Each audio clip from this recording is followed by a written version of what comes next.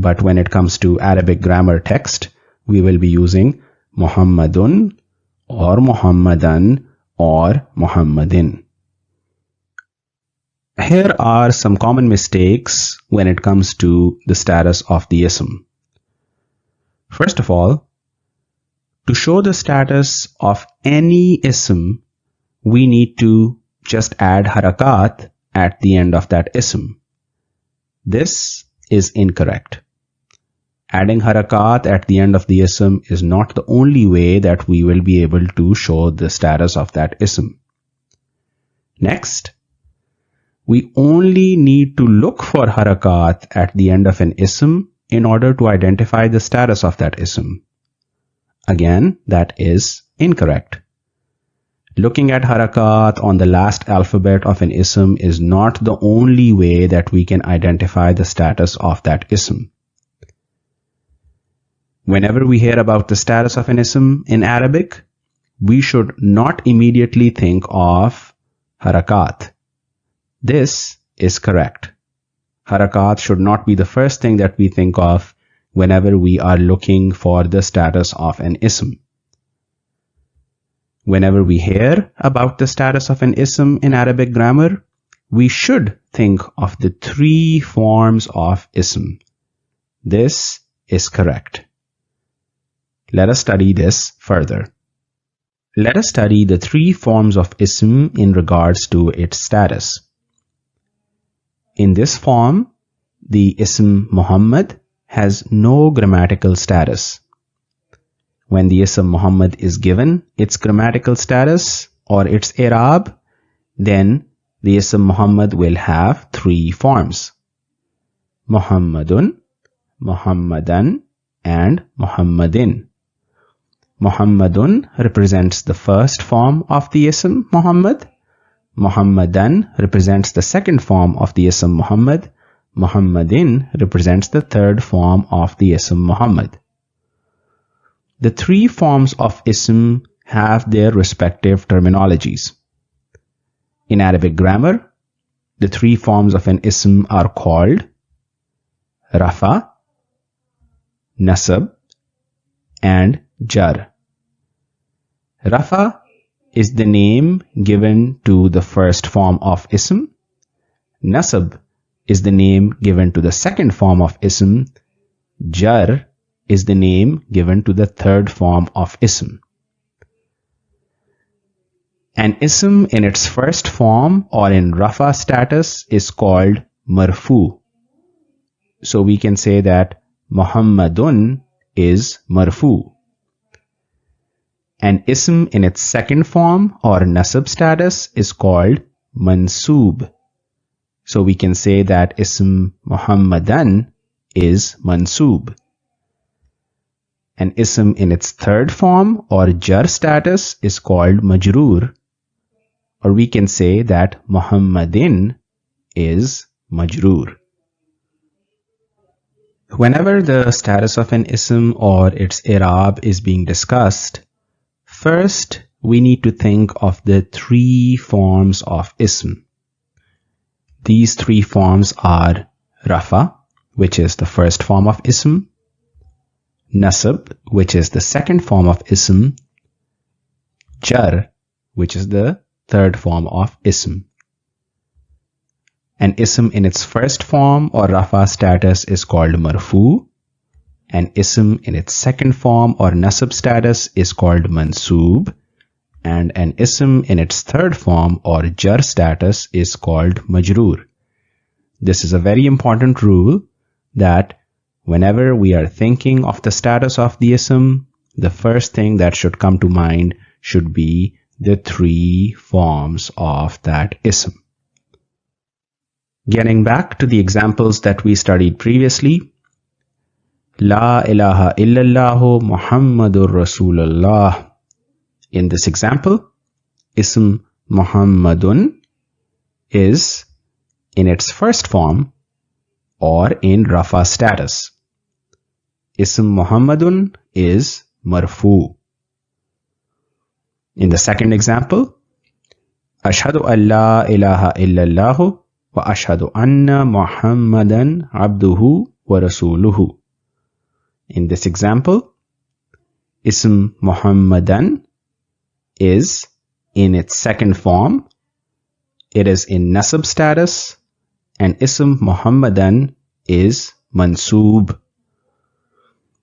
In the third example, Allahumma salli ala Muhammadin. In this example, ism Muhammadin is used in its third form or jar status. Ism Muhammadin is majroor. Let us apply what we have learned to practice. We have the ism Muhammad, and we know that ism Muhammad is singular in number and it is masculine in gender. So for an ism that is singular and masculine, the three forms of its status will be on the same pattern. This pattern will be Rafa will be Muhammadun, Nasab will be Muhammadan, and Jar will be Muhammadin. So, Ism Muhammad in Rafa status will be Muhammadun, Ism Muhammad in Nasab status will be Muhammadan, and Ism Muhammad in Jar status will be Muhammadin. So for an ism that is singular and masculine, the status of that ism, the three forms of the status of that ism will be on the pattern of Muhammadun, Muhammadan, and Muhammadin. Let us apply this to ism Zaid. Zaid is also singular and masculine. So the three forms of the status of Zaid will be Zaidun, Zaidan, Zaidin. In its first form or Rafa status, Ism Zaid will be Zaidun. In its second form or Nasab status, Ism Zaid will be Zaidan. And in its third form or Jar status, Ism Zaid will be Zaidin. So Zaidun, Zaidan, Zaidin is on the same pattern as Muhammadun, Muhammadan, Muhammadin. And the common denominator is that both of these examples are of an ism that is singular and masculine. There is an important rule for writing of nasab or the second form of ism. We have the example of ism Zaid, and the nasab form is Zaidan, or the second form of Zaid is Zaidan.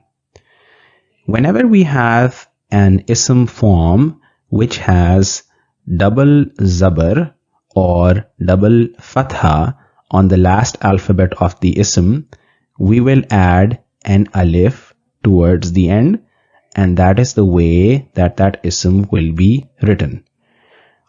This rule only applies to the nasab or the second form of an ism.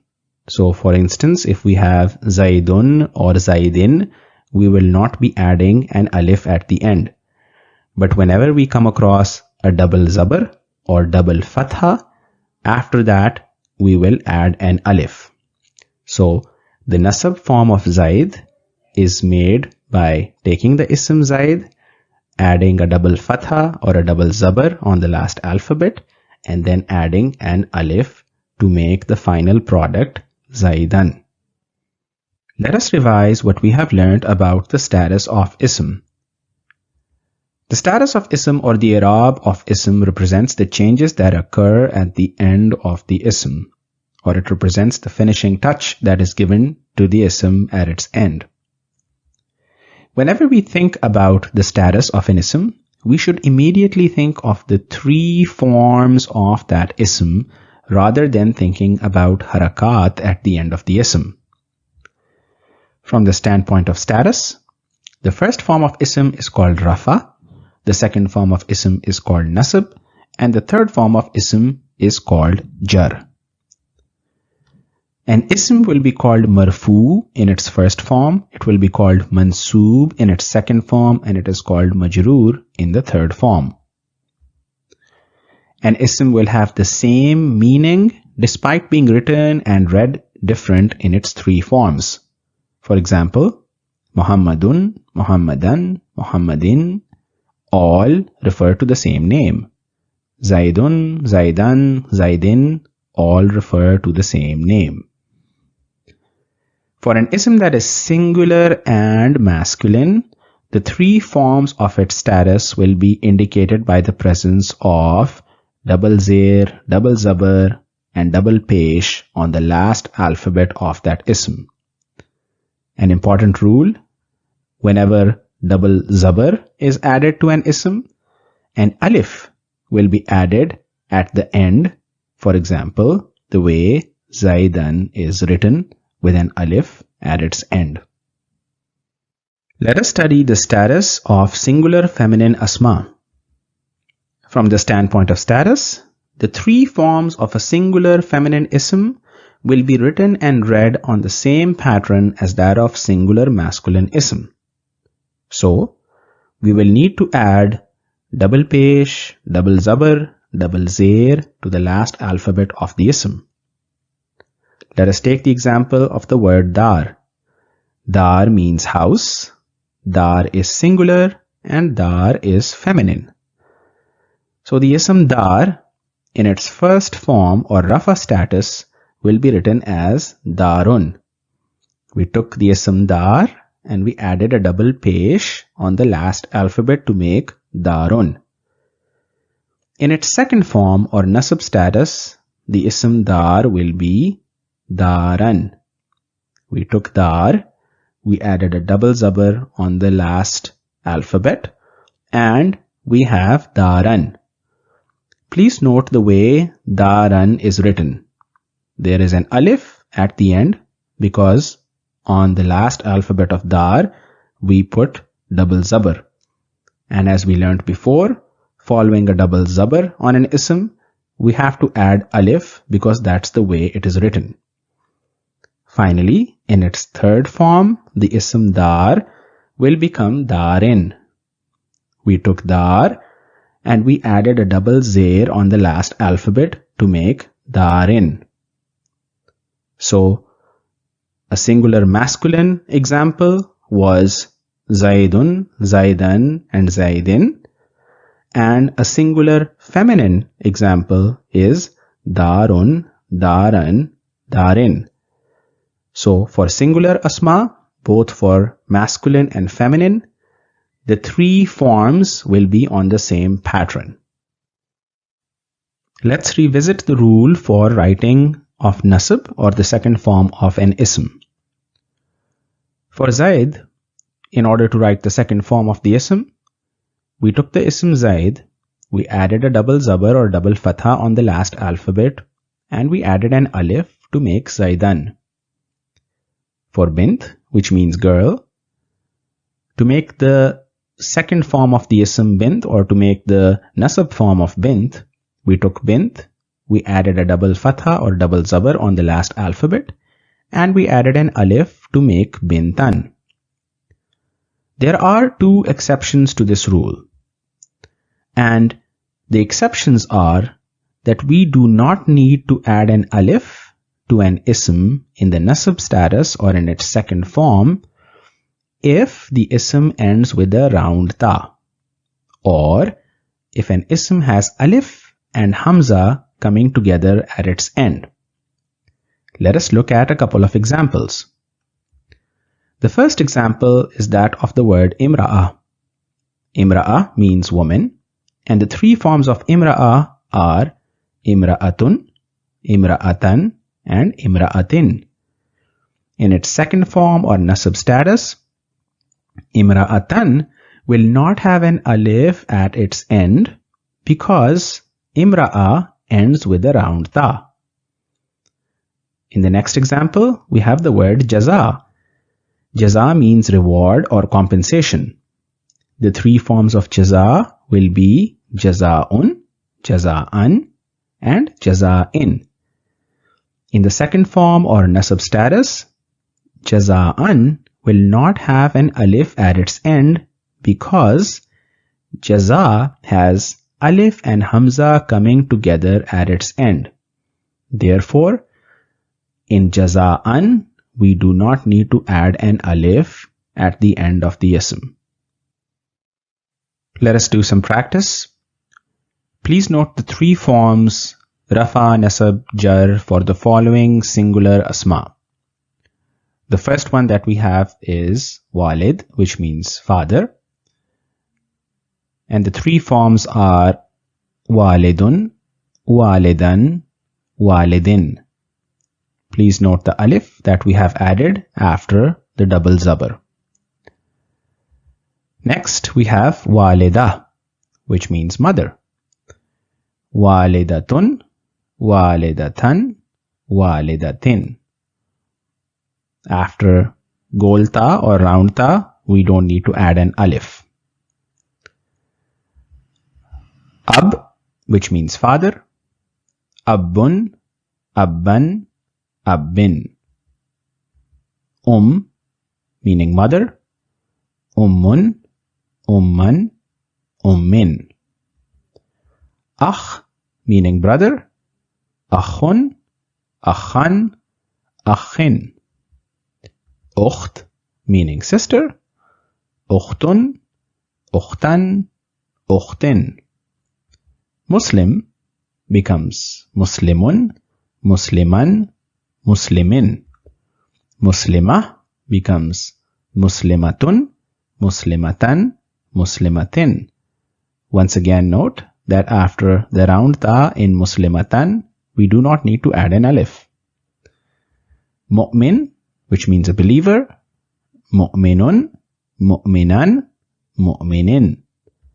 Mu'mina, mu'minatun, mu'minatan, mu'minatin.